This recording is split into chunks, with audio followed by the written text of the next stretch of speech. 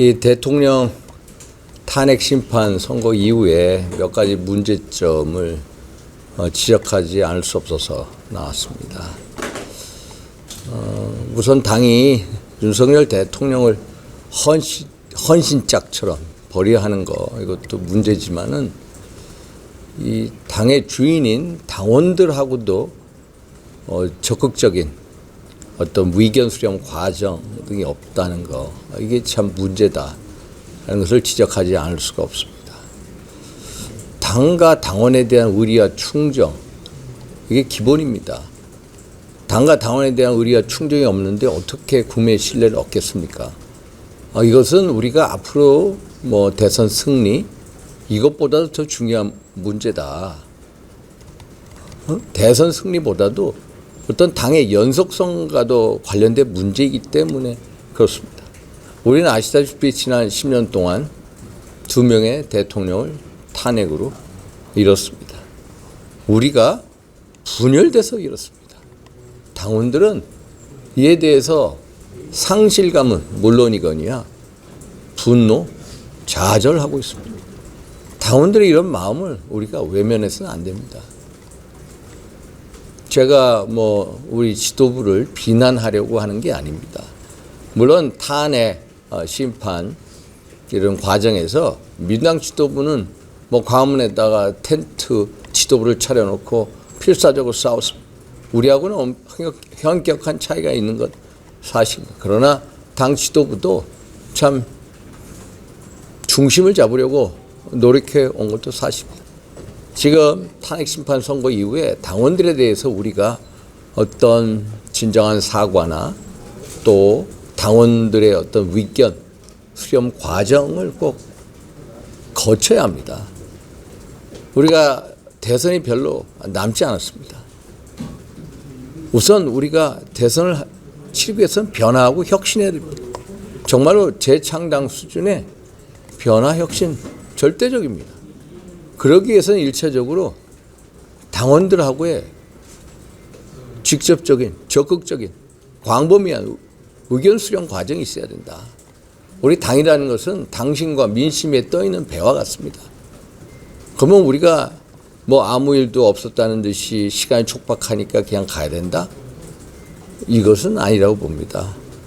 정말로 당원들하고의 어떤 광범위한 적극적인 의견 수렴 과정이 절대적으로 필요하다.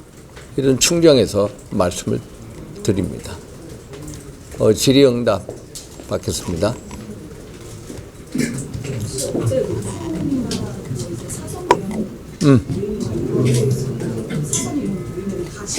갔어요. 중진형 갔고요. 의총은 1시간 반 정도 있다 나왔습니다. 여기서 혹시 대통령이랑 거리를 둬야 되는 이런 목소리가 있어서 그거에 대해서 얘기하는 필요하신 거예요? 대통령하고의 절연, 탈당, 오늘 하는 분들도 있습니다만 제가 어제 중진회의에서도 얘기를 했습니다. 우리는 전직 대통령하고의 자산과 부채를 같이 짊어지고 갈 수밖에 없습니다.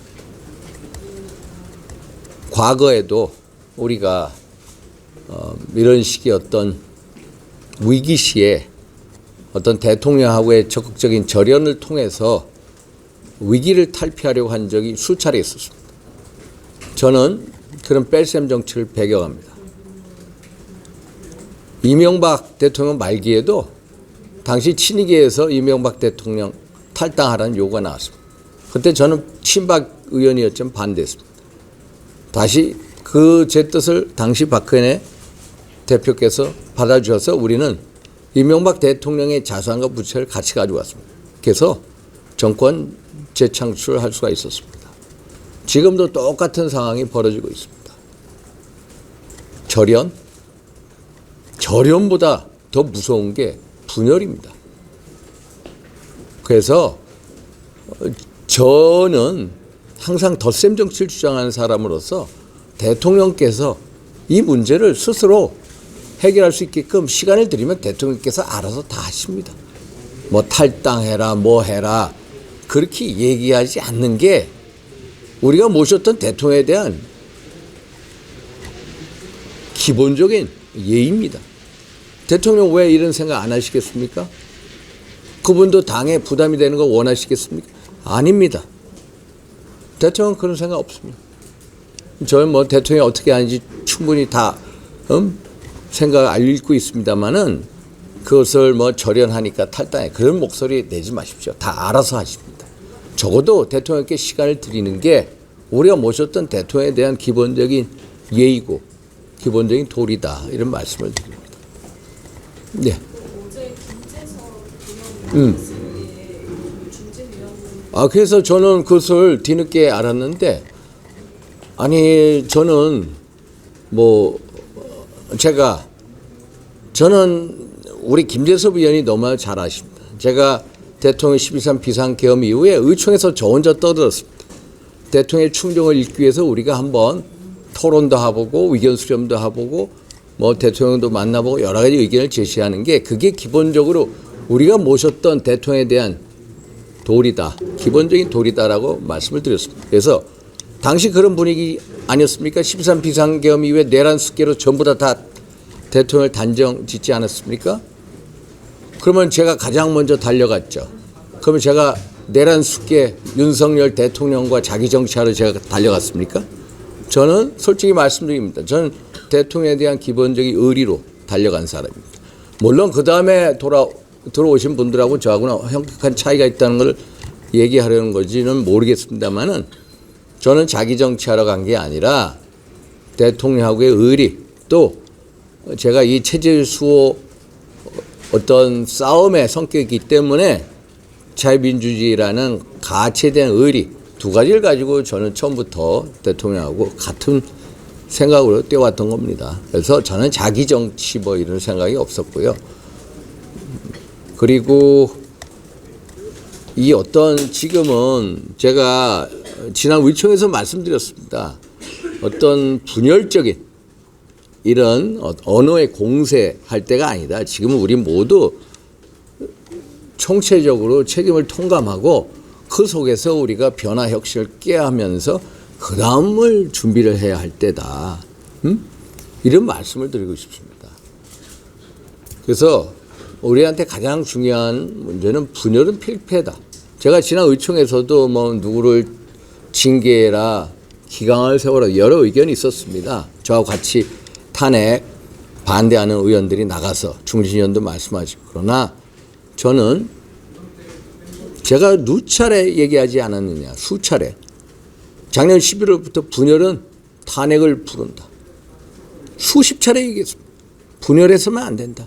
결국 분열돼서 탄핵당하고 대통령 구속된 거 아닙니까?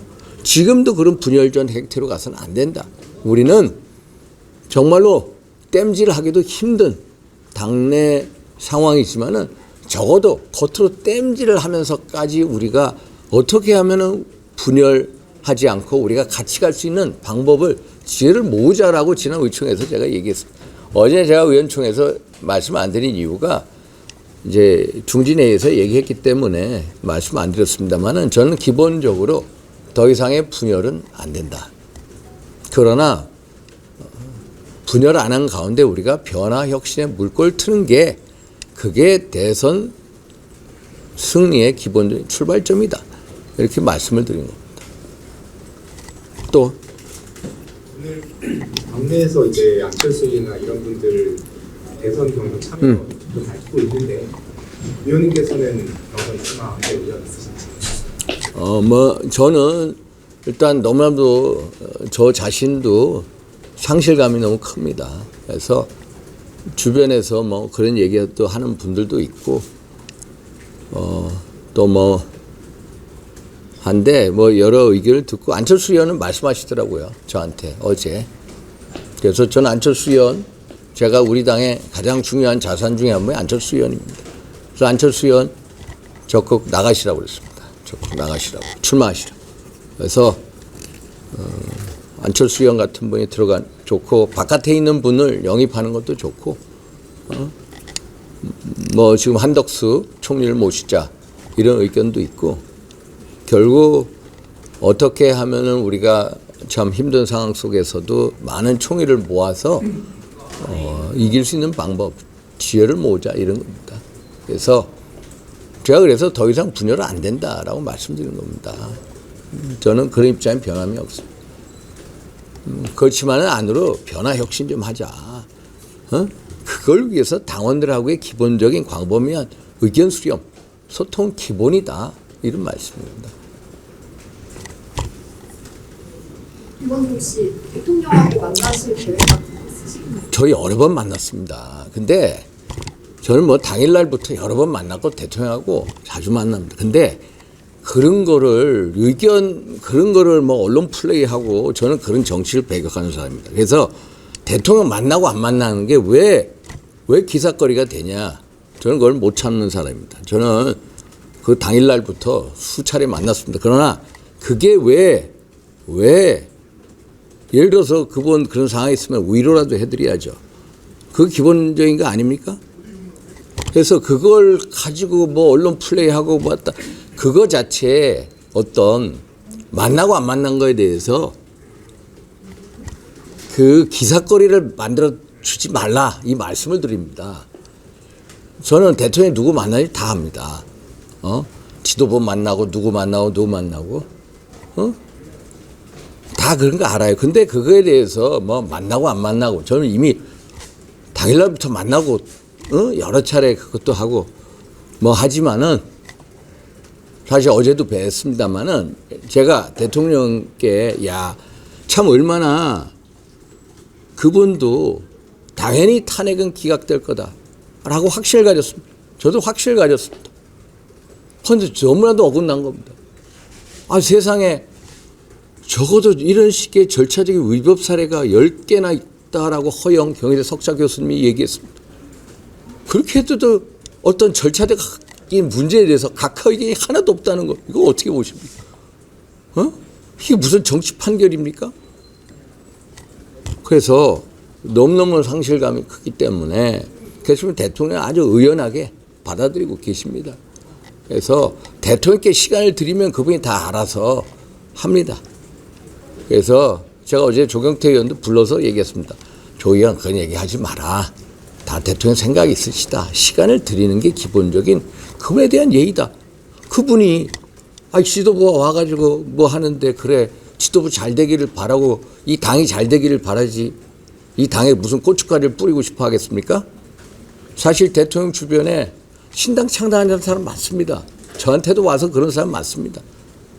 그러나 대통령 그런 말씀 배격하십니다. 그래서 그분한테 시간을 드려라. 시간을 들면 다 알아서 한다. 더 이상 그분을 어떤 자기 정치 소재로 쓰지 마라. 이런 말씀을 드리고 싶습니다.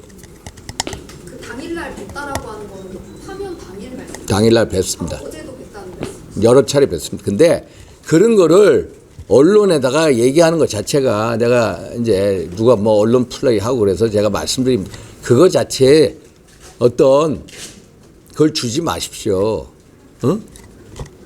저는 수시로 그게 왜 이제는 일반인이십니다. 일반인이시고 가서 뭐 말씀도 드리고 편하게 형 동생 하면서 그 기본적인 게 아닙니까? 그리고 저하고 동지적인 입장이고 지금도 앞으로도 동지적 입장에 있는 분이고 저는 누구보다도 가장 앞장서서 그분하고의 진짜 내란 속에 공범 1호가 돼가지고 같이 뛰어온 사람 아닙니까? 끝까지 어떤 동지애로 가는 관계인데 그게 뭐 보고 안 보고가 뭐가 그렇게 중요합니까? 또 페이스북에 못 쓰시는데 예. 지도부가 책임을 져야 한다고 쓰시잖아요. 근데 제가요 참 지도부가 참 지도부를 비난하는 게 아닙니다. 정말로 지도부 역할하려고 그 상황 속에서 최선의 노력을 한 건 이해를 합니다. 그러나 지도부의 어떤 변화 이런 게 필요한 것 같으니까 한번 일단 당원들의 의견을 한번 들어봐 달라. 이 얘기를 전하는 겁니다. 어제도 그 말씀을 드렸고요. 중진회의에서 제가 말씀을 드렸습니다. 오늘도 그 말씀을 드리는 겁니다. 오늘도 아침에 당원들 전화 오면은 이렇게 가는 거에 대해서 참 이 당은 패배를 준비하는 정당이다. 이렇게 얘기하면 패배를 준비하는 정당. 이렇게 어떻게 무사한일주의로 갈 수가 있느냐. 얘기하는 당원들이 많습니다. 저는 당원들의 충정을 전하는 겁니다. 또 그러면 아까 한번 다시 말씀 드리면 경선 출마는 숙고하고 계시다라는 걸로 이해. 아니 뭐 숙고고 자시고요. 제 주변 사람들 뭐 얘기하는 걸 듣고 있습니다. 뭐 어제는 뭐 제 주변에서 윤 어게인 그 요새 캐치프레이즈 있죠. 윤 어게인 캐치프레이즈를 쓰는 사람은 윤상현이다. 그래서 나와야 된다. 당연히 그분들 입장에서 아니 12.3 비상계엄 이후에 누가 참 비상계엄에 대한 문제부터 시작해서 당의 문제 또 여러 어떤 탄핵 반대 입장 누가 대통령 옆에서 누가 이걸 해왔습니까? 저는 그게 제 정치의 기본이라고 생각하는 사람입니다. 기본적으로 정치는 신의와 보온에서부터 시작된다고 믿는 사람입니다. 저는 그 신의와 보온은 대통령이 있을 때나 또 일반 시민으로 돌아올 때는 똑같이 갑니다. 그분과의 신의와 의리는 끝까지 간다. 이 말씀을 드리는 겁니다. 그런 차원에서 뵙고 있다라는 말씀을 드리는 겁니다. 예. 죄송스럽긴 하지만 어제 혹시 이런 경선 과정이나 앞으로 대선 과정에 대해서 대통령께서 조언해 주신 내용도 있을까요? 그거는 더 이상 제가 뭐 그런 얘기를 하는데 제가 말씀 안 드리게 대통령도 생각이 있으니까 제가 그런 말씀을 안 드리는 게 좋은 것 같아요. 예. 지금 관저에서 언제쯤 나오시는지 그리고 지금 어떻게 지내고 계시는지. 요 며칠 상관은 나오십니다. 요 며칠 상관으로. 그럼 지금 어떻게 지내고 계세요? 그냥 관저에서 짐 정리하고 계십니다.